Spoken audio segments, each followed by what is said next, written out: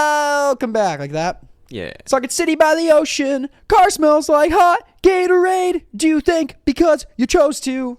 Do you think things are because the way they are? All right, I think I'm good. Really, James, can I get one more series of dialogue from you? Now? 10 to 2 a.m. Ex-Yogi DMT in a box of Krispy Kremes in my Need the Know pose just outside of Area 51, contemplating the whole chosen people thinking when just then a flaming stealth banana split the sky. Like, what would never really expect to see in a place like this? Cutting Rigel donuts on a dime, stopping right on my birthday socks and me yelping. Is that Pucifer? Holy... Is it Les Claypool? No. Oh, that sounds like some Les Claypool No, that was the beginning rant of Rosetta Stone from Tool. Oh. You both heard that live. Mm-hmm. Oh. I didn't know that. You did.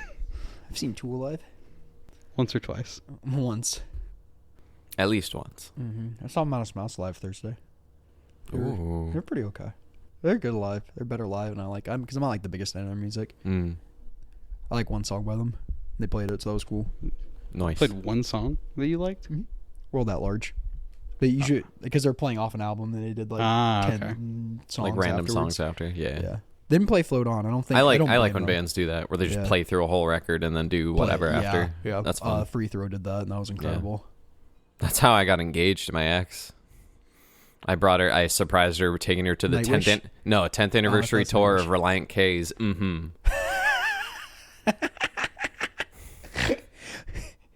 I'm giving up slowly. I'm blending in so you won't even know me. Apart from this whole world that shares my thing.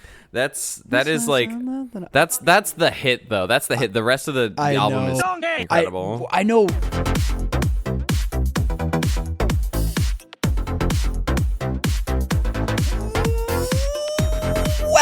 Welcome back to another episode of the Comic Con Podcast. Here we talk about your favorite Pauper. Back to Pauper again. Good old freaking slinging and casting comments at each other. For now. For meow.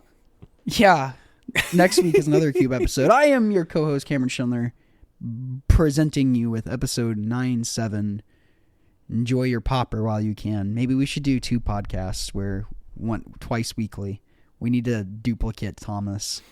If somebody has a duplicate machine. Or if we get enough Patreon subscribers. Or if we get enough Patreon subscribers, hint, hint. On our Patreon that doesn't exist yet. Yes, and hypothetically, if you give us enough money, we will work Thomas harder. We would do anything. we will do anything, including you would get a special picture that Thomas and I took right before the podcast if you gave us enough money. But the other voice, hint to Thomas, I'll introduce you since we said your name. Thomas Gunn. Hello, it's me. I'm tired. Singular. Mm-hmm. I'm tired, but I'm here. I'm well. Isn't that like the premise of what's that show where it's like you program your night self to do something, or like you shut off your work self? Oh, Severance, where you show up to work and it's your work brain takes over your work persona, and then you have no memory either way. It's quite good. Season 1 I really enjoyed. Haven't really dug into season 2. Rick and Morty did something similar too. Mm-hmm. That's concept. Yes. Also joined by James. Did I do Hippogriff Anonymous already? You did. James Hippogriff Anonymous. How are you doing? A repeat name. I am doing well. Oh, wait, I got one. It's James Rosetta Stone Hieronymus. There are a select number of people that will enjoy that one. Yeah. I am doing well, quite well, actually. Thank you. Good. Today, we are bringing you a little check-in on the meta. It's been a little bit since SpooderMan. There's some couple cards that have made an impact, and we just want to see the general meta because we've been neglecting the challenges towards the end of the shows. We have lots of fun things to talk about. We do. Some new big swingers. Or new. Swingers. Like swinging on webs. Slinging. That is not what I meant. But Too first, bad. Housekeeping. You got any housekeeping for us, Thomas? We do. We do have some housekeeping. We have a number of events coming up this coming weekend. Most notably for our my 2 podcast co-hosts and friends in front of me. James and Cameron will be at CubeCon. Oh, so we will be there. Yeah. We will be in Madison. Madison, Wisconsin. While this is in your ears. tickets. Yes, they will be there like literally this day. If you're in Madison for KubeCon, you're listening to this. I don't know why you are, because you're probably enjoying KubeCon. But if you are listening, thank you. And they'll be there. So yeah, they're driving up you're leaving on Wednesday, right? Mm-hmm. Yeah, driving up on Wednesday. James and Cameron will be there. Anna, our friend and now alum of the pod, who was on last week, her Vintage Cube retirement home, also known as the Boomer Cube, will be available to draft in the main event. So definitely give that a try. Very fun cube. Very, very fun cube. A bunch of our friends, Silly Santilli, Dan, Devin, a whole bunch of our Dustin, Everett will be there. There's a whole bunch of the Nashville and Nashville adjacent crew will be there. Mr. Cridley. Yeah. I said. Yep. I said Dan. Oh, you said Dan. Yeah, Alum of the pod, Dan. Alum of the pod, Dan. I forget that. Yeah. It is Alum of the pod. And so we are likely to, in tradition as we did after last year's KubeCon when Cameron and Santillis and Dan and Everett went, we are likely to do, and I think I say likely. It's like we're doing it. We're gonna do another KubeCon. Planned out. Yeah, we're gonna do another KubeCon recap episode next week, so y'all will hear all the fun stories. Is it same thing? Open invite to whoever wants to? Yeah. Anyone who went to KubeCon is welcome to come. Whoa, okay, well, not anyone who went to KubeCon. All right, anyone within our... You'll hear a lot more voices than normal. We'll have 60 people in my apartment in one room, Mike. Let's everybody do a tournament recap, all 60 of us. Everybody who went to KubeCon, you're invited on the pod. Anyway, KubeCon's going to be fun.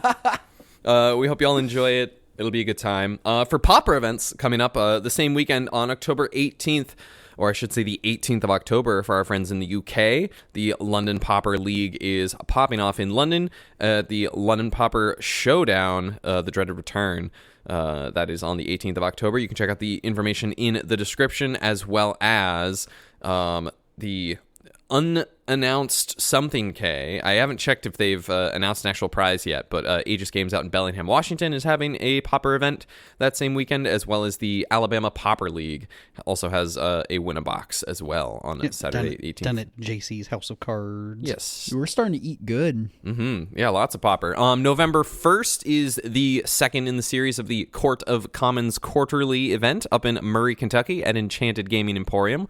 So make sure y'all go check that out if you're in the general Western Kentucky, Nashville-ish, southeastern Missouri sort of area.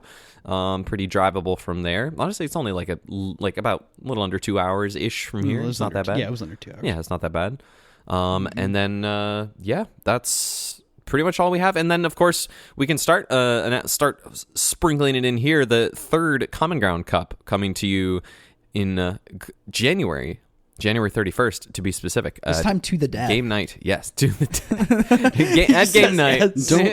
Don't let another black-green deck come and win in. Yeah. Or do, if you want to champion your favorite black-green deck. Gardens can win this time, maybe? There you go. If it was any experience that Anna had over the weekend playing Gardens, it will not be the winner. Oh, she not like it? No, she's like, why are control decks playing 17 lands? Yeah, that was when we were big champions at Gardens. That was probably my biggest issue with the deck. Like, once you got going and like you got your draw twos going and killing stuff, it's like, wow, this deck's so good. And then there's games where it's like you keep a 2-lander like Olympus at a Deadly Dispute, and you just never find that third land. And it's just this is the worst deck in the world. Yeah, she was apparently mulliganing, like having to mulligan exactly two lands, and just enough to get going. God, and when Ponza, she mulliganed to 5 twice against me. That seems rough. And we played that deck a lot when Ponza was really popular on Meta. Yeah, we did, and that was atrocious. That deck has a lot of atrocious matchups. It does. Yeah, it's one of the decks that's like the most polarizing. Yeah, we've talked about that way long ago, and I think there's a couple episodes we mentioned it. We had like a full overview of very early on. Yeah, we did that overview of Control, like probably the second, third month of the podcast, and that talked about Gardens quite a bit. And then we did the why Pauper's so polarizing. I really liked that episode. We did that. We've gained a lot of new listeners since then. So if you haven't listen to the why Pauper is so polarizing, you should check that one out. I think that one's more recent-ish, but look at that. Yeah. Celebrating 100 years.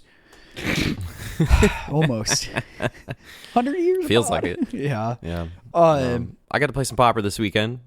I played at the Game Cave Monthly. I played some Madness Burn to a Mono Red Madness Burn to a little middling 2-3, 2-2 going into the last round. Definitely not going to be able to sneak in at 3-2. So very much in the fun bracket pretty much the whole day. What'd you lose against? Carson kicked my teeth in round 1 with Rally Red in the first round. That makes sense. We both had one main deck and the festivities as like a random hedge, and he saw his in a very good spot when I had a Snacker and Epicure ready to block.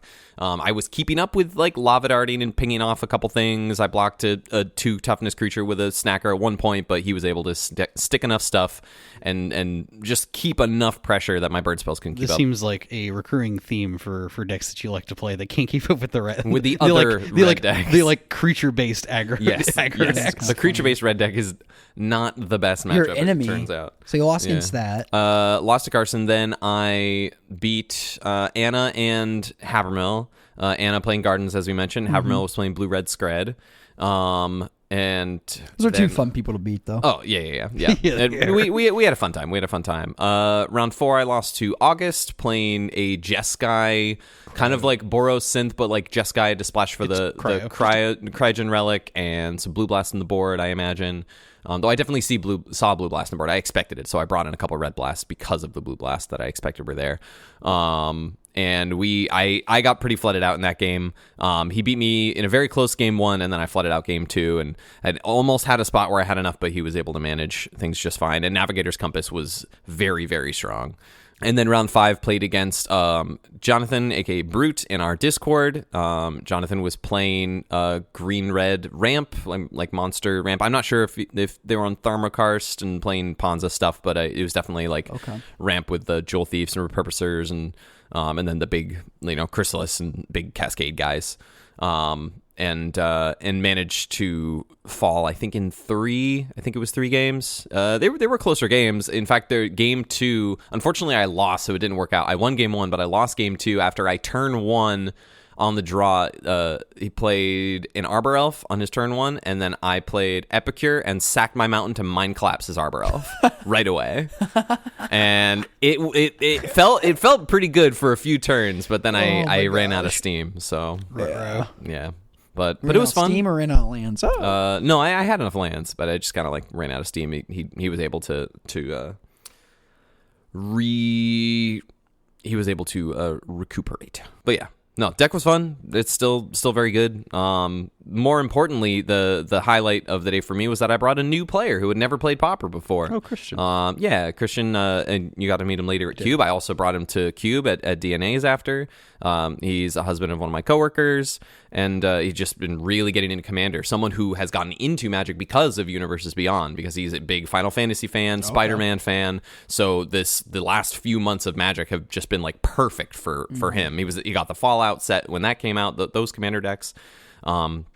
And he and his wife, like, she likes the dog meat deck a lot, and he just got a bunch of stuff, and I convinced him to come play some Pauper, and we put together, Jay helped us put together, again, thank you, Jay, helped us put together another Mono Red Madness. I sent him the metagame. I'm like, pick a deck. What do you want to play? We'll make it happen. He wanted to play the burn deck, so we put another copy together so I could play it too, and and we had a good time. Sick. He went 0-3, got the bye, but then won his last round.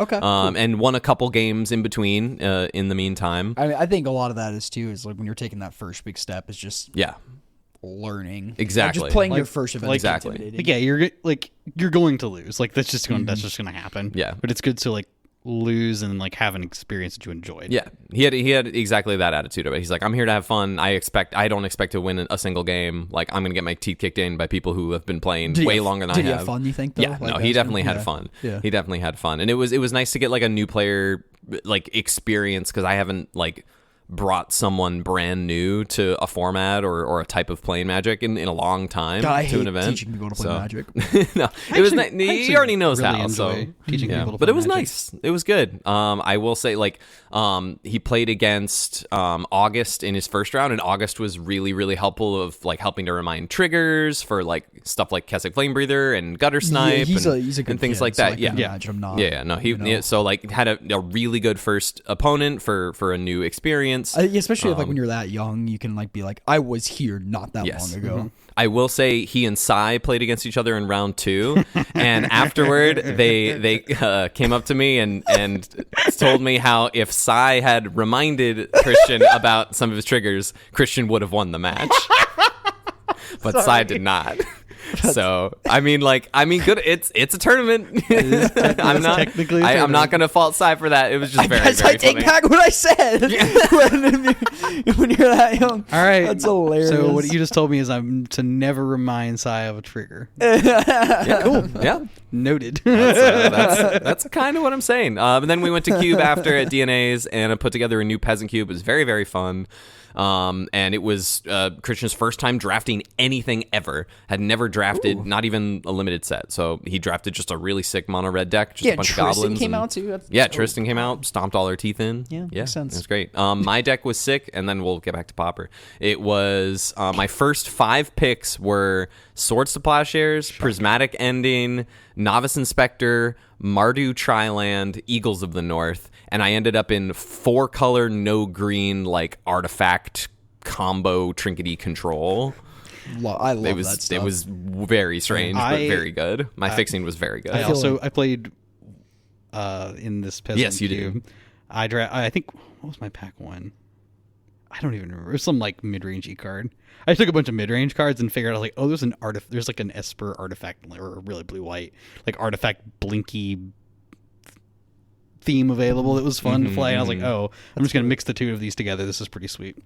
And then I played a slog of a match against Tristan, who I think took it down. He correct? did. Okay, Tristan did get the trophy. I had to leave after my loss. Yes. You had to leave. It was that bad. Well, no, that was not. That part was not that bad. No. Oh, you had plans. Got it. Anywho, we had a great time, and it was cool to like after because we did a new player episode recently, so it was nice to kind of like have that bit of a refresher in real time. It was nice. I'm glad he had fun. Yeah, I'm curious to how similar our cubes are. They're different. That's good. They are definitely different. Yeah, there's a lot of combo stuff in hers. Fun. Yeah, I got straight away from that. It is pretty sweet. Yeah, shall we? Yeah. You know what I think? What do you think, James? I think this blue Terror deck's really good. I would agree. The numbers would agree. Yep. Blue Terror. I think it's overhyped. No, I'm looking very strong. I think it is appropriately hyped. Mm-hmm. I think it is a very strong deck that if you are willing to put in the time to be good with it, that it will reward you. Mm-hmm. Why do you think that is? Like, why? I think there's a couple different players that keep playing it and keep winning with it. Thomas Gunn. Specifically talking about I haven't played it in a while. Online players. Yeah, but yeah, I think the deck has proven amongst the few that are willing to keep championing it that it is very powerful and that you should keep playing it if you are doing such already. Yeah. If I had that thought, if I had picked, I'm glad I picked Burn because I wanted to Fire Blast really badly.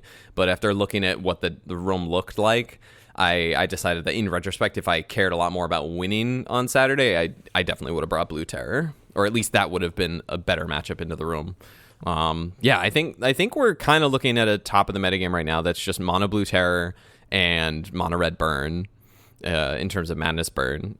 And honestly, I kind of like that we have like a red versus blue like at the top of the meta. It just like something about that feels good to me. It feels good to you because there are 8 cards and potentially up to 8 cards in every sideboard that are for the opposite matchup. Right. So that's probably why. Yeah, and I think that it's nice that that means there's a clear starting point for putting together your sideboard. Mm-hmm. Like if you are playing either of those colors, you get access to the blast effects. If you're playing both, you get like blue red scred. Like I think in chatting with Andy, that was part of his reason for playing the deck on Saturday was he gets to play 4 blue blasts or 4 hydro blasts and 4 pyroblasts. Or no, he chose red and blue blasts because they were beta. Beta copies. He's like, this is the maximum number of beta cards I can get in a Pauper deck. That's funny. Grix says same thing. You to play all copies of Blast. Mm-hmm. That same Caw Gates is same way. Yep. Yeah, or Nia Gates if you're any gate deck, any deck where you can choose the colors of your lands. There's been a lot of innovations to try and attack that, though. Like we saw, I think it was Friday's challenge. We saw it won by Mono White Heroic with a number of newer cards. So that one was kind of wild. Yeah. So it seems like it probably has a good red matchup. Honestly, if you look at if you look at what like the top 8 of that challenge looked like, there were like no removal spells. There just were none. Which this deck like 2 elves decks. Yeah, this deck just feast upon people not playing a singular removal spell. Like it'll removal check. It's the same thing. It's basically just like boggles. It's basically or bogles. Sorry, it's playing. Some lists are playing 3 of the Armadillo, but about 7 or 8 of the. It's playing the Trailblazer, the 04 heroic, put a counter on it. Laguna Man Trailblazer. And then the Armadillo is. I picked up a playset of Armadillos yesterday. Heck yeah, it's Ward 1 04, and then you can pay 4 mana for an effect, but that's less relevant. But you're playing a really cool enchantment called Solid Footing, which is a From white Ikoria. mana. Yep. Flash, if that matters. Enchant creature. Enchant creature gets +1/+1 as long as enchant creature has vigilance. It assigns combat damage equal to its toughness rather than its power. So that's a really good combo with your Armadillo. You can just put it on there, and if you have the many ways to give vigilance to it, you get a Sentinel's Eyes being a very good 6 one on turn 2 if you this have is it all there. Also, it's got some nice like older cards that are kind of keen to this archetype. Like Definitely Elite is the big one. It just forces you to block the thing, so you just get to sit there and point a removal spell basically every turn you go to combat, which is really cool. I think the challenge list have been straying away from that though. For now, the Wonder Weave, or God, is that what it's called in SpiderMan? I don't know. The version I'm looking at's the Omen Path version. Oh no! Oh, the Skyward Spider. It's happening. Skyward Spider. Yeah, actually, so the cool thing, there's one of the website that I also use have a playset of those now. The website I use to look at results and stuff actually just converts automatically to the Omen the Path print version? the print the physical That's printing what of normally art. this does. I've never had it show me the Omen Path version before. So I think it depends on where the results come from. That's awesome. But the blue white hybrid, so 2 mana, 2/2, ward 2. This creature is flying as long as it's modified, which is equipped or enchanted by or has a equipment plus or counter. you control, or has a Or has plus a counter, counter on it, which is pretty sweet. It's very easy I think to any put. counter actually. Like if you put like a Death Touch counter on it, like it would work. Just enchantable. I think it's with any counter. Yeah, that sounds about but right. it does specify you control for enchantment and aura, or enchantment. And it makes artifact, sense. just in case you they like dead weighted or whatever. It doesn't just give it flying; it would just kill. You're like, it's modified. Look at that. That'd be kind of funny. But they've been I think they've been dropping that. Block this creature for that. It's moved over to the board. I think in this list that you're talking about specifically, most lists do play this up front, or they had previously.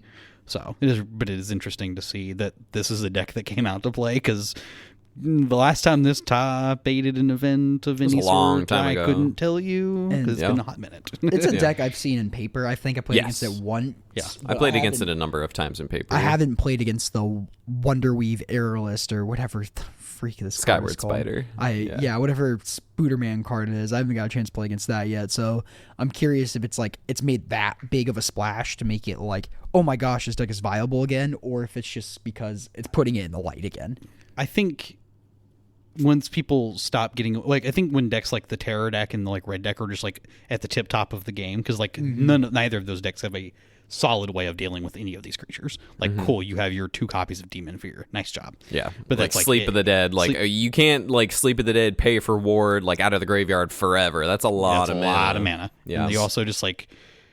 Yeah, this is also having to pay. Like say, if it's just on the Skyward Spire, you have the ward trigger there. There's other ones that have just the Armadillo has ward. Has ward too. So yeah, it's already there's a ton of ways to get around. Probably a good combination of a new card slotting in a deck, and just like you said, when Red deck and Terror is really popular, people want to go under it.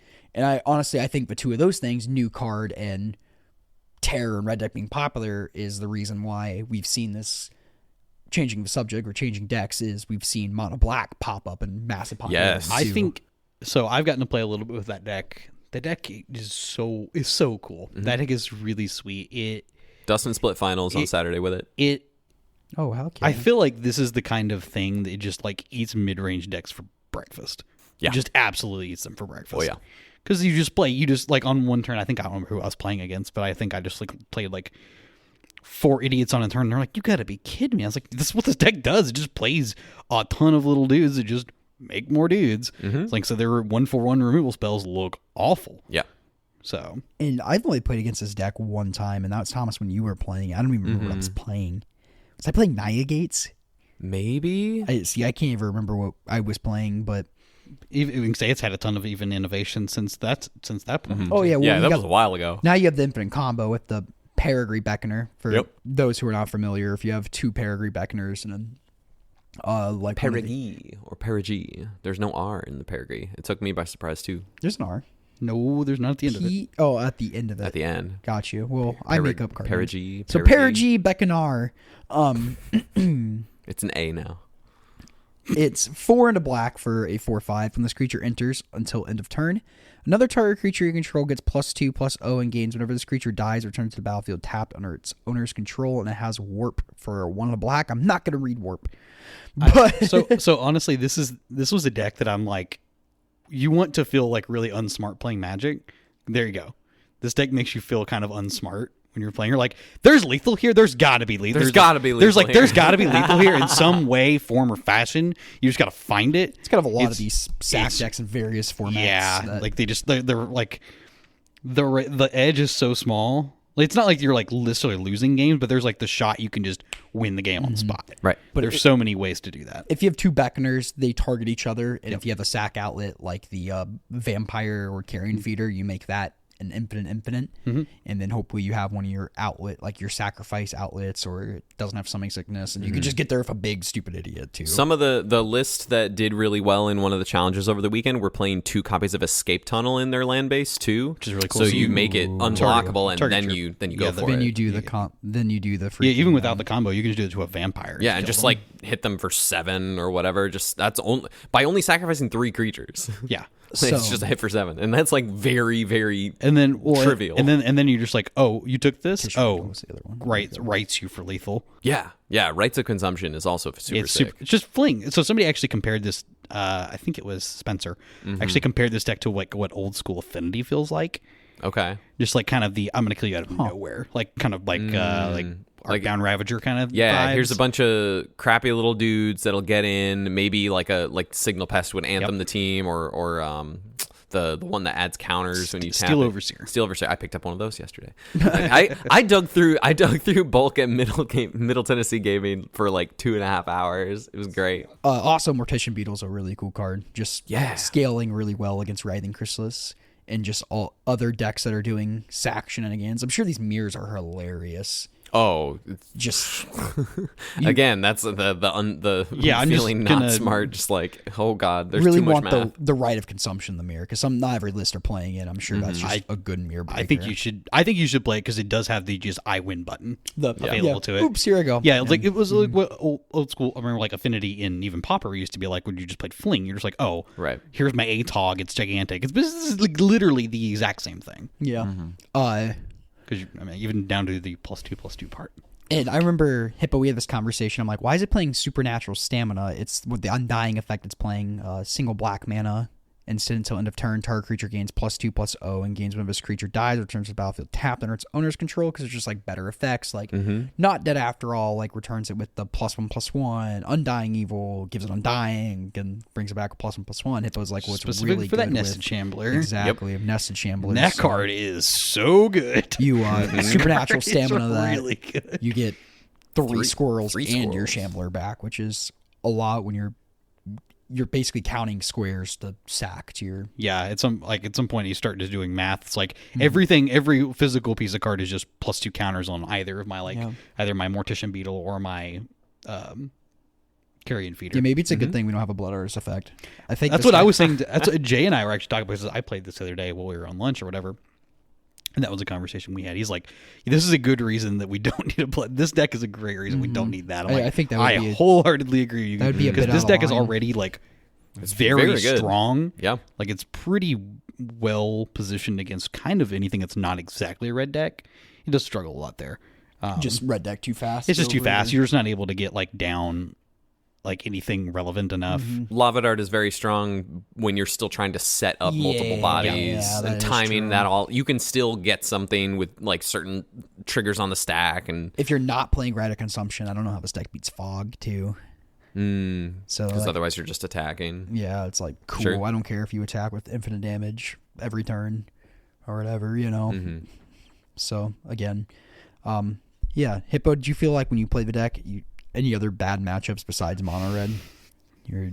No, I mean, I'm sure you wouldn't want to play against like your fog deck with this. Like this can technically, yes, at some point can write you to death. But if I just play enough dudes on a turn, because my deck just can do that, like it feels like I'm not gaining enough ground to like overcome what you're doing as far as like just the generic life gain effects in your deck as well. And this doesn't you just play you're playing Campfire. Like me playing enough dudes to not play into Weather the Storm, but also having to go over a Campfire, it just seems really difficult. Yeah. I think outside of Rite of Consumption, something like Prismatic Strands out of any number of white decks could also be problematic. It can. Just like more so as a fog than anything else, I sure. imagine. Yeah, it's fine. Fog and win a specific combat or something. But it's pretty hard to win combats against this deck, because if you leave just a couple of random guys sitting around, because also you've got things that make combat a nightmare. Like the creatures that the sat creatures themselves all obviously are nightmare fuel in combat. Right. But also you are playing some number of copies of like Shambling Gas, which also make combat just a huge nightmare. Love Shambling Gas. Yeah, just like being able to like like there were even turns where I'm like, even playing against like Fae, where I'm like, do I need to make a treasure here over the -1/-1 and kill something? Like just to give myself more options next turn?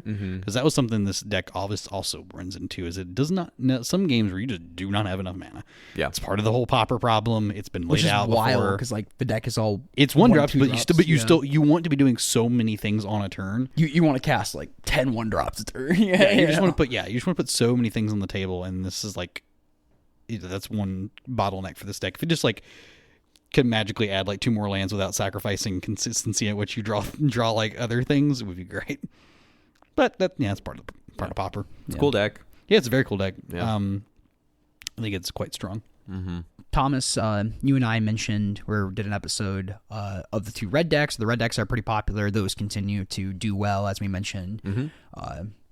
Same thing, just terror. They just want to get under these terror decks, and I mean, not like those are pretty interesting matchups, because again, it's just a battle of the especially post board. I think right for the burn decks specifically, I think they're just really well positioned against most decks outside of something like White Weenie or like any of the white creature aligned decks, like something like Cawgates could be difficult, and then someone who knows how to time Weather the Storm well against the red decks, like not just try and wait for to get a big 12 or 15 off of a flurry of burn spells, because a smart burn player is going to wait and be as cautious as possible around Weather the Storm, and just try and, the kind of a death by 1,000 cuts with your little Voldaren Epicures and stuff. But I think that if you can just get a Weather the Storm off for like 6 even, like that's significant enough to give you enough time to stabilize a lot of the time. Navigator's Compass, I will say, also very, very strong. So the synth decks, the Boros synth decks, with the Glinthawk and Core Skyfisher packages. If you're playing a deck that does that, like play Navigator's Compass, that thing is a house. Especially if you're playing like a 3-color deck, because it also can help fix your colors if you need to in a pinch. Like 2 in the main board don't hurt at all. No, those decks. I mean, it's part of the reason, like, there was a Boros synth deck that placed second in one of the challenges I saw as well this past weekend, and they were playing kind of back to a classic build of all 4 relics in the main. Yeah, because I've seen that. It's not only just like an artifact to like do stuff with your artifacts, but also just relics also just really good right now, between Terror and Spy being like, especially Spy being very prevalent online in leagues too. And you're really happy in that deck if you get rid of like the first Writhing Chrysalis and Refurbished Familiar. They go to buy back with Blood Fountain, Refurbished Familiar against Jund. Yeah, absolutely. A lot of the decks start playing Blood Grixis, same thing. Like if they go back to buy 2 Furbies, you're very happy trading your relic for that. It's something that I was playing a couple weeks ago at locals. I was playing. Derek handed me his copy of Mono Red Madness, and his board had a bunch of Relic of Progenituses, where mine just had some Fairy Macabres, but he had some relics. So siding those in, cut my snackers so I could bring them in a couple of matchups, and I would bring them in against like Jund Wildfire and Garden style decks, not just for the Blood Fountain, but also to stop like Pulsa Marasa, because rebuy a creature gains 6 is tough. Gain 6 is tough. Like Crypt Incursion, like anything like that. So Relic has a lot of opportunities in those matchups too, besides Blood Fountain. Burrow Simp definitely wants the game to end. I think that the deck has gotten, not that the deck's gotten less good at grinding, that other decks just grind a little bit better. I actually saw a really, really cool list today that I am very likely to try next Thursday. It is basically if you smashed Synth and Coggates together.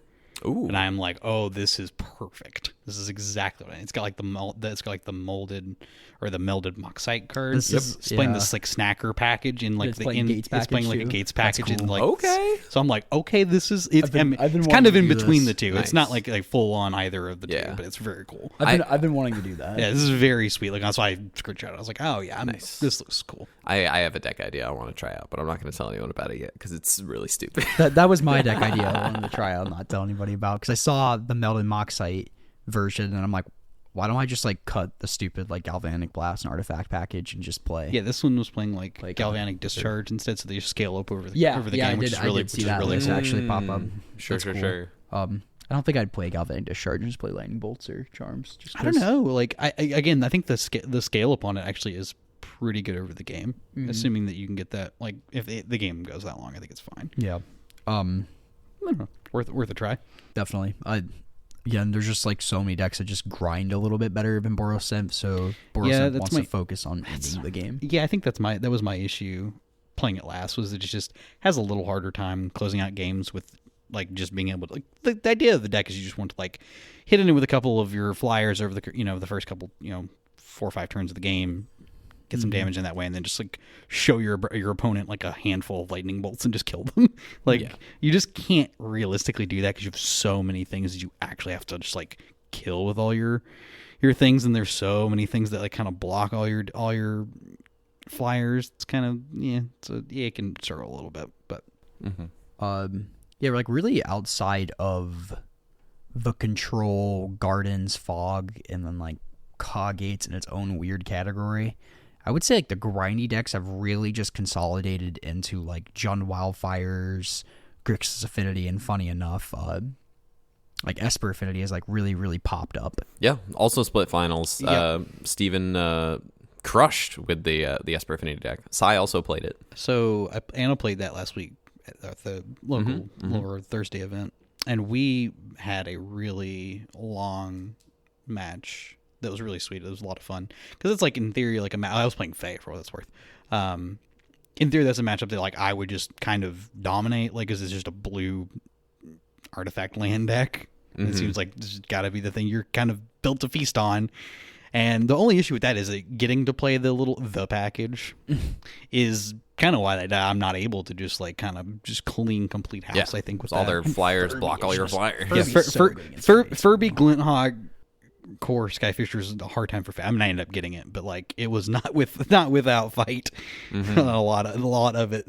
So how do we feel about Fae right now? Because I think that Terror, if you're gonna look at Terror and Fae as strictly like the top blue decks or whatever, I think Terror is still sitting at the top spot just in terms of its overall. Just its ceiling I think is a little higher. Its floor might be a little lower. Although maybe Fairies players are screaming at their phones right now. I think about that. I think I've said this before. I think they play in two different spots. Obviously they're in the same area. They're in the same kind of blue tempo. They feel very different from each other. Yeah, absolutely. Like I would personally much more rather play Fae. It's a much more creature based deck. That's probably good for me. Yeah. Terror is just not my vibe. But I understand why people like it. I think it has a higher skill ceiling. I think the things that go well. Right. I wasn't saying I didn't mean ceiling. I'm sorry. I didn't mean ceiling in terms of skill ceiling. I agree that I think the skill ceiling is higher. I think of like the more powerful, like just straight up more powerful thing the deck is doing. I think Terror's ceiling is higher. Oh, absolutely. That's also what I meant. I'm just like the ceiling of what you're doing is just overall going to be a more powerful thing to do. Yeah. Like you're not. But I do think the skill ceiling is higher with Fae. Oh, okay. So I was saying the opposite. I actually think the skill ceiling is harder with Terror because there's so interesting. I think your error for things to go wrong is much smaller. I think Fae can actually just let you just sneak back in games that you like probably didn't have business doing. Okay. I think that's just how I think things tend to go.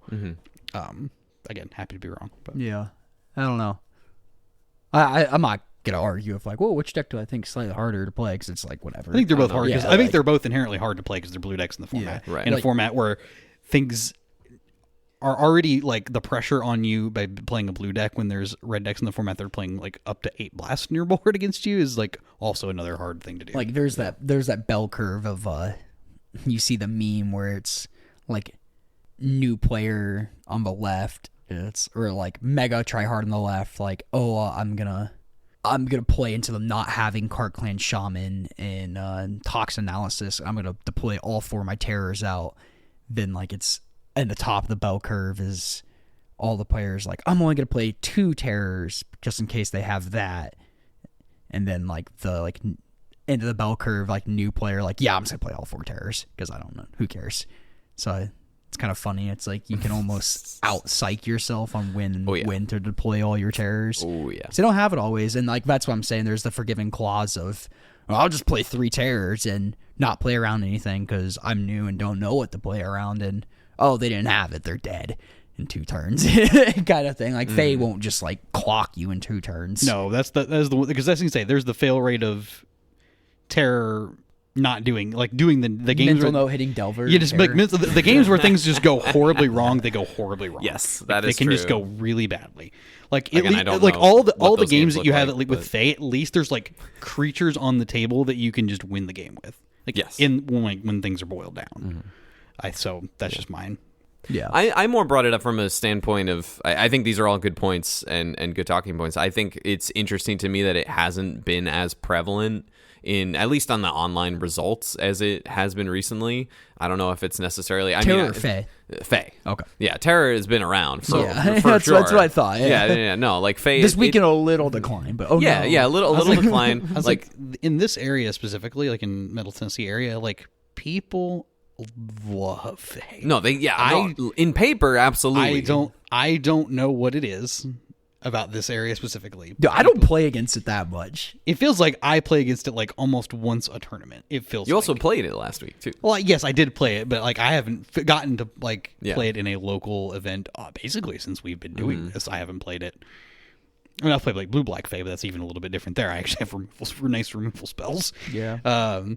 But yeah, I mean, they're obviously very strong choices, either of them. I think they reward you for knowing how both of them operate very well. So there you go.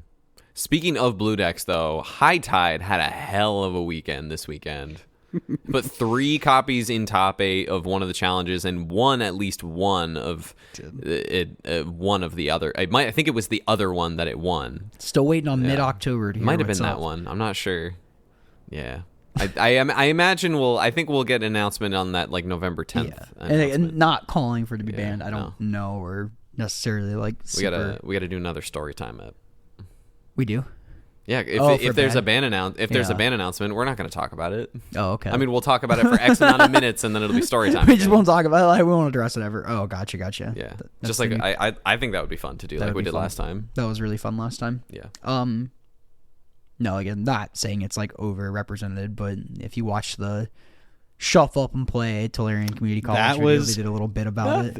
I text you both as I'm watching it. I was like, I am actually on the floor dead. I don't think I've ever seen Gavin Verhey laugh that hard at the end of it. That was so funny. That was wonderful. I liked the person in the background that was like, "Say game 2 is say like Gavin was like game 2, like game 2 is crazy." Like I got Mengu sitting over there in the corner on his phone, trying not to laugh. Just like you see, the camera zooms in on him, like looking up and like smirking every once in a while. Prof with his head on the table, arm extended when the turn is finally over.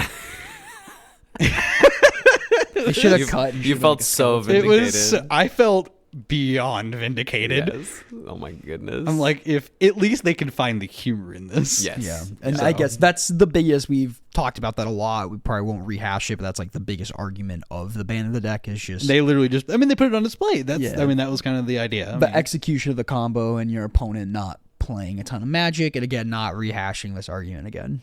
Right. But it was just kind of talk about it, we'll ban just you. kind of funny. It's just kind of funny regardless. I'm kidding. That's silencing. We don't do that. No. But seriously. I'm kidding. So, combo players are eating pretty good right now, too. High Tide is very, very good. Mono Black Sacrifice kind of feels a little-ish combo-y, but again, like the Spy Walls combo is really. Actually, so this actually just had a recent, I guess we'll call it innovation. They've just started, so they were already kind of in the mid-range suit plan by playing like Writhing Chrysalis and all that good jazz. Well, they went even further into the... Jazz? Yeah, like Magic cards can't play jazz. What happened to junk? What happened to your junk, James? He sold it to the pawn shop and bought Jazz instead.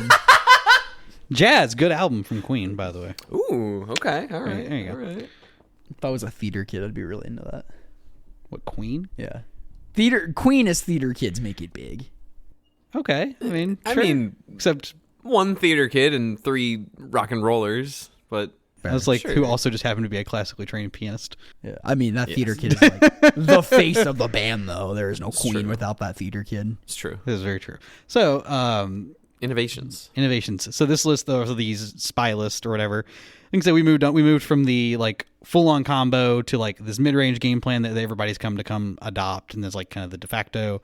Well, now we've started to just like lead even further into the like, I'm going to do as many things inside of my game plan that like something will get through and I will win the game, which is now they've started to add the Avenging Hunter to the list, which is just kind of add the initiative goal. Good luck taking it back from this deck. This deck has so many creatures. Unless you're playing a bunch of flyers, like, or even flyers, because you've got Writhing Chrysalis in your deck still. Like, they're still gonna have a hard time getting the initiative back from you. I don't see a lot of Jund lists. I'm seeing a lot of Golgari lists. I was just talking literally about like it's just soup. Like it's a bunch of mid-range nonsense. Yeah, I think folks have moved away from the Chrysalis and they're leaning into like a bunch of mana dorks of various varieties. Like some lean into the walls with like Overgrown Battlement and Wall of Roots. Yep. Gate Creeper Vine. Those are kind of in most of them at this point. I've seen one that has both. Like it's playing both. Yeah. Those and the elves and I'm looking at this 5-0 list right now. Avenging Hunters, Quirion Ranger, Mass Vandal, Elves of Deep Shadow. I like the Elves of Deep Shadows. You can guarantee you have your black mana too. Yeah, it's just it's free. Yeah, quote free. The life gloss there, but like it's free to not play in a have to tap another elf like. Right. One of those elves like Jasper Sentinel, Birch Lore. Exactly. To beat your black mana. So yeah, I like that a lot. Yep. These decks are very prevalent on Magic Online, I will say. Because you're able to just a lot of the Pauper decks that you see in League results, I feel like, are just because they're able to blow through some challenges. Because they're all like either combo decks or just like super red aggressive decks.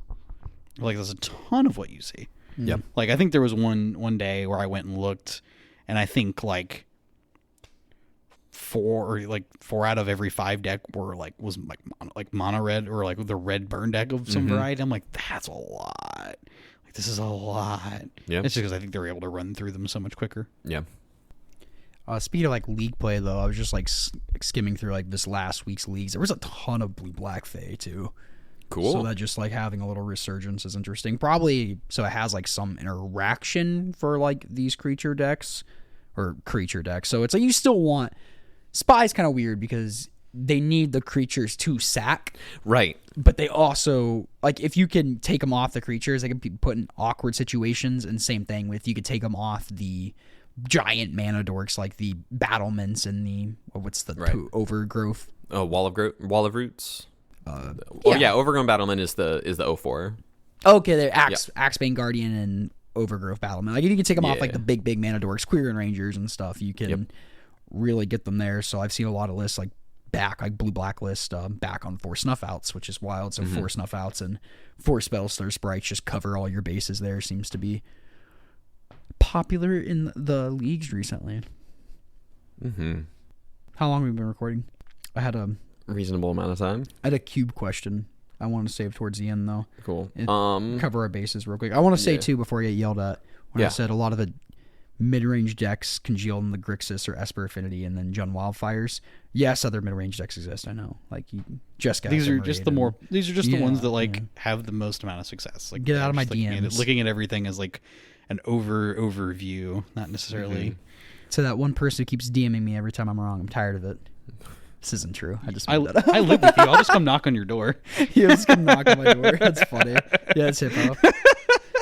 I mean, also alongside like this Boros like synth resurgence that's kind of popping up, both online and in paper in some regards. Like the black-white blade lists have also been popping up a little bit. There's a good finish. In fact, a first place finish in this 49 player event that was in, I don't know, it was an IPT called Galvanic Fest, and Orzhov Glenblade took down first place. A couple Okiba Gang Shinobis in the main deck, couple Fairy Macabres in the main deck to cover for Spy. Like, it's also just a card you can just cast. I think white black X Blade is not a bad place to be with mono red and terror being so popular. You have a good game against those. If you want to insulate yourself against mono red, you can do that really well with life gain. I think a deck that fits really well into like the top hat, like the very upper echelon of what we talked about, is a mono white deck. Like, it just it beats everything that all of those decks are trying to do. It's a good matchup into terror. Good matchup into Fae. Yeah.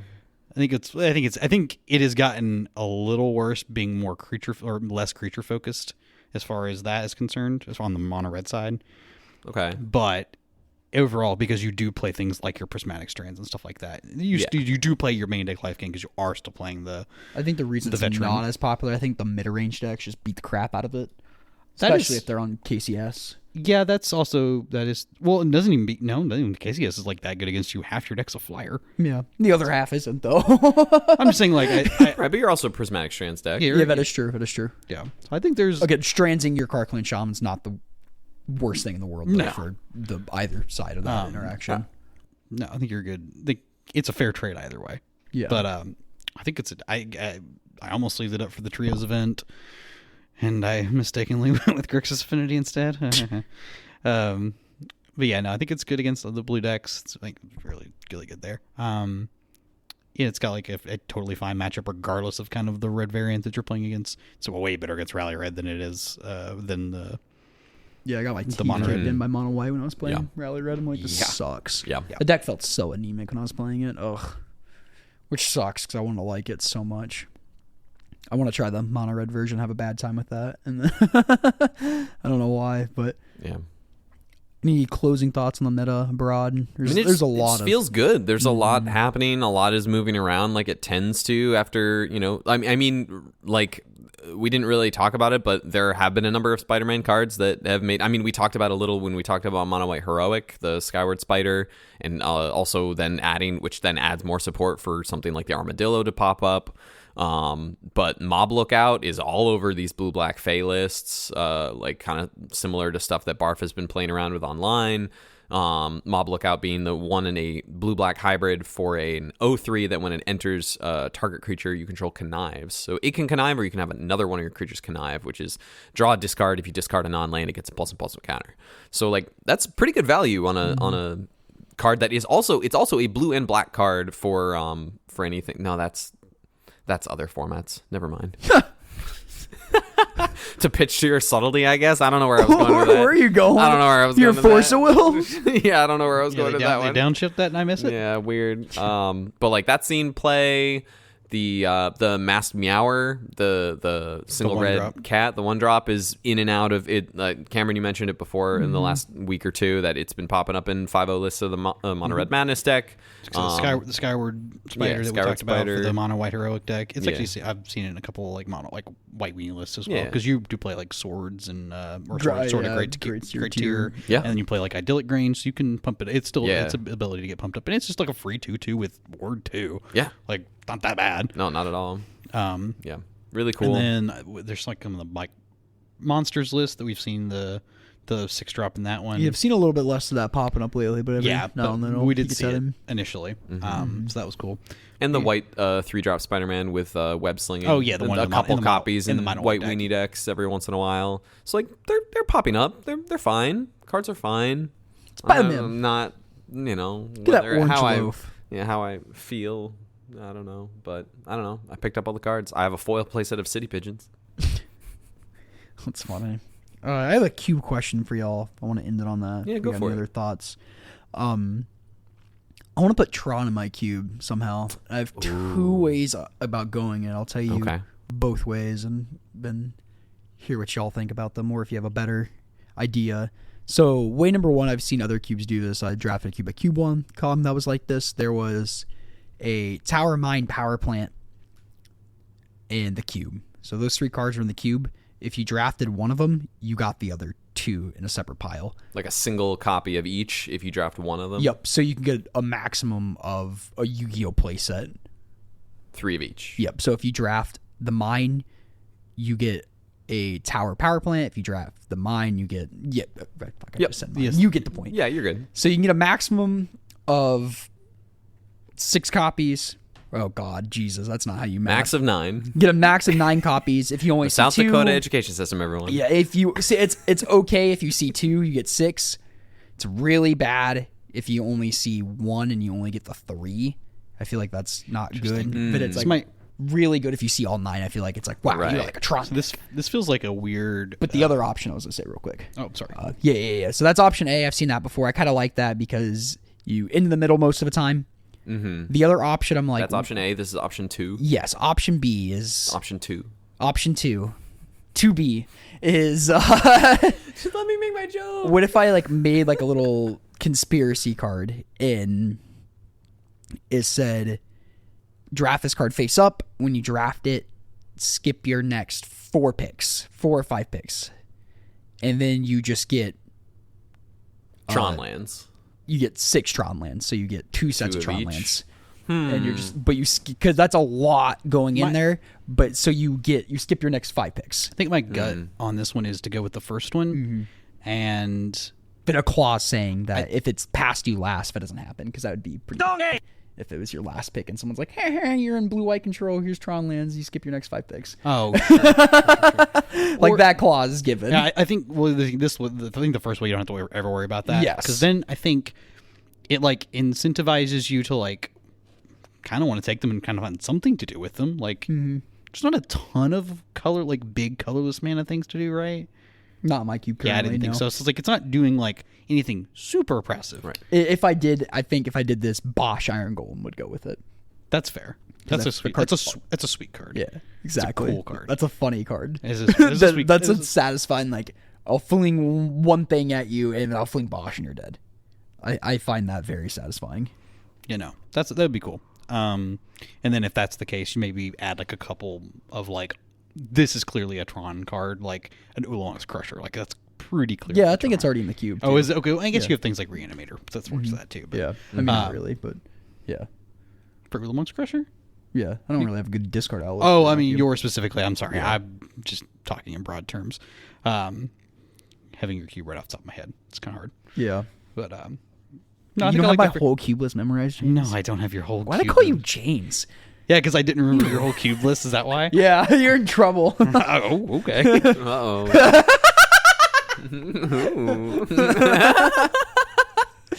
I'm getting a lock on my door.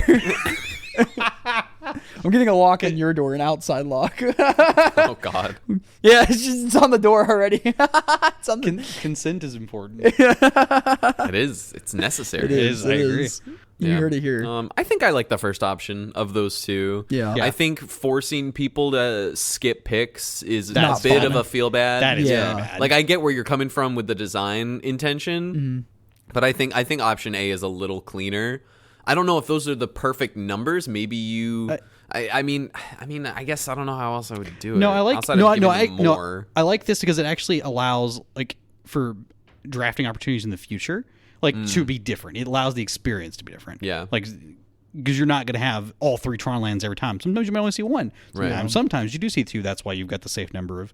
You've got the ticket. Either plane you were kind of had 6 is the middle is like the average is what you're going to get. And I could see a world where like you intentionally and like are going for picking up Tron lands and you pick up 2 of them and maybe someone else at the table picked up 1 set and maybe they have like a little bit of some splash stuff that they can do. Maybe they have a little bit of extra land searching too, and maybe they can do a little something with it, but you have a little bit more of a focus on the Tron in your deck too, which is kind of interesting. It adds, it might not really come up, but it could, and I think that's interesting to think about, kind of splitting up Tron lands among multiple people rather than one person gets it guaranteed. And yeah, that is true. And then I guess I'd have to see how many cards with this package would have to come in, because I already have Chromatic Sphere and Chromatic Star in the cube. Yeah, I think I would Prophetic Prism as well. Yeah, Prophetic Prism. Yeah. So like they're Bonder's Ornament. So there is a lot of these like mana colorless. So yeah, just I wonder like what else would I add with it? It'd probably come with Pact Altar. Pact Altar would be pretty cool. Yeah, but it'd probably come with a like Expedition Map, Crop Brodo, and yeah. I think you can still draft those cards. I don't know if you need to. And map would still be good too. An entire package. Yeah. Well, because Expedition Map would still be good out of that, because there's there's other lands that you can really like, really good lands too. Utility lands and stuff. Yeah. There's you've got a Gates package too. Yeah. There's Basilisk Gates. There's since being able it's not a peasant cube anymore. There's Celestial Colonnade. There's Hall of Heliod Generosity. Riptide Lab. Yeah. So there's stuff to do. Yeah. Yep. Okay. That was my thought I want to share with y'all. I was cleaning carpet today, and that was, what's the word? Bubbling in my brain. You were pondering those, daydreaming. What you looking at? You checking on my toes? No, I'm just double checking. He was earlier. I was earlier. You should see him. He was staring past his laptop, staring straight at my grippers. I'm looking at my laptop. You have to pay to look at my grippers. Looking at my screen. I get them for free, buddy. So looking at me, staring straight at them. I am. If you made it this far, thank you so much for listening. If you got any comments, questions, concerns, you should take them somewhere. No, I'm kidding. You can send them to us at commongroundmtgpod@gmail.com. That is in the description below, as well as our Discord. Our Discord's super cool. All those names that we just spewed at you, you can find them in Discord. We talk about lots of things in there, Pauper included, Cube included, animals, cars. Someone just won an RCQ. Oh, heck yeah. Yeah. There's a lot of talk going on. Talk about lots of things in there. Come join it. It's fun. I want 100 reviews before episode 100. On episode 100, someone give us our 100th review on episode 100. Get 102. Dang. I would take it too. I wouldn't be mad, but really, I would be furious. Hippo would be furious. James will be furious. But he'll be so upset. LOL. I'm checking. If you enjoy infuriating James, which well, there are a couple. A lot of people that do. We're at 96 right now, so it hasn't changed since like 2 weeks ago when I said this. So what the hell are you doing? If you're listening, you haven't left us 5 stars. What are you even doing? What's your problem? You? Wait, what episode are we on? We're on 97. 97. Oh, we had 96 reviews for episode 96. That's cute. Yeah. Keep that scaling. Or just blow it up. That's That's cool. I think that's all my things, man. I said email, Discord. Go play some Pauper. Go play some Cube. Come say hi if you see us at CubeCon. Yeah. If you don't know what we look like, social media exists. Figure it out. That's like, social media exists. Figure it out. If somebody wanted to figure it out, they could figure it out pretty quick. Exactly. It wouldn't take a lot. There's pictures of us on Discord. That's true. So there you go. You can go to Discord and hunt for me. God. I'm sure at some point we'll be, there's not a lot of free time at CubeCon, because it's kind of like the main event kind of starts taking over Thursday, because it's the the prequel draft. But that's only one draft. I want to be cubing constantly. I know, like, Dustin has 7 people. We have 7 people. Dustin has 7 people. Yeah. We can just fire. I was like, we can just fire off like anything we want. I want to hang out with Alex more this time. Agreed. So like, we could easily get like 2 pods of 10. Yeah, just going ravaging. Yeah, I'm sure it'd be fun. It's gonna be fun. I'm very excited. Hang out in Nashville. I'm very excited to. I'll probably play more Magic this weekend. It's okay. I'm gonna protest. Oh heck yeah! What are you protesting? Yeah. There's another huge No Kings protest. If you're interested in protesting, making your voice being heard, and you're not happy with the state of our current government and administration, some of those that hold office, of the same that burn crosses. You know it. Some of those that hold office, of the same that burn. Oh, it up. But the same that burn crosses. Oh, I already did this once for. You did. Damn, such a good song. But no, if you're generally unhappy with the state of our country's governance, then show up to your local No Kings protest. There's hundreds, if not thousands, of them going on all around the country, potentially all around the world. Saturday the 18th. And if you're not already playing one of the Pauper events in the U.S. that we've been talking about on October 18th, come protest. Protest peacefully. Make them make the out of themselves. That is the plan. The plan is to. Well, I mean, we hope that no one will make an out of themselves. That's true. I don't want things escalating. Yeah, no. But we plan to keep things peaceful and safe, and show that these protests are peaceful, and that's important. So yeah, come on, protest. I'll be at the Nashville one. Hit me up if you want to meet up for the Nashville one. Heck yeah. All right, stay safe, y'all. Later, everyone. Thanks for listening. We love you. Bye.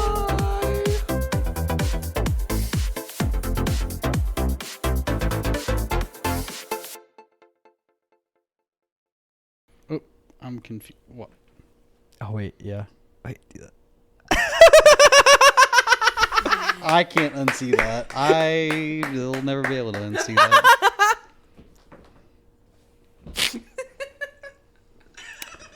I wish I got the full. You gotta cap this on video? A live photo. Alright, you gotta send it to me. I sent it to Katie first. Send it to Hana, because I'm gonna send it to Hana. Or actually, send it to Katie. Hana will see it in like an hour. Because they're hanging out. I'll send it to Hana right now, too. A few minutes later. Okay, yeah, we should get going. I gotta... Oh my god, I thought that said mom at first. I was so confused, but it was Hana. I don't know why I read Hana as my mom, but it said start OnlyFans and sell to this. I need money. I need money. That's hilarious.